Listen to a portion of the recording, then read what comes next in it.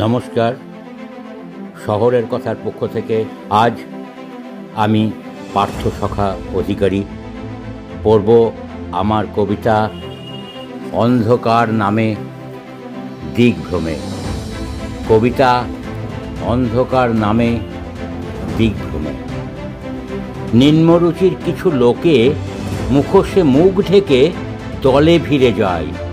দল তো বাহুবল, উঠে পড়ে মই ধরে মোবাইল টাওয়ারে, বার্তা ছড়িয়ে দেয় মূর্খের বোকামিতে। বোকারা ছুটতে ছুটতে অন্ধকারে নেমে যায়।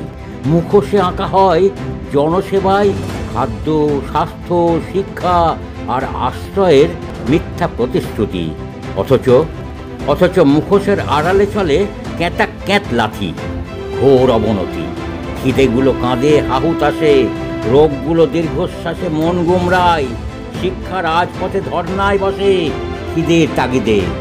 আশ্রয়ের আবাসেরা অশ্লীল অঙ্কে ব্যাংকে ঢুকে যায়, নাগরিক নিরুপায়।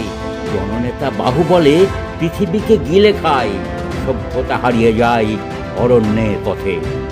বুঝলে তীর্থঙ্কর, বুঝলে আমরা কেউই বেঁচে নেই, বাঁচার মতোও নেই। বাঁচতে চাইলেও বাঁচার উপায় নেই। আমরা লাশ কাটা ঘরে বেওয়ারিশ অক্ষরে পচে গলে দুর্গন্ধ ছড়াচ্ছি। আমরা আইডেন্টিফিকেশন হারাচ্ছি, আর কেউ শুধালেই বলছি হ্যাঁ ভালো আছি, কিন্তু খেলছি তো কানামাছি। ভালো আছো তীর্থঙ্কর? ভালো আছো তুমি?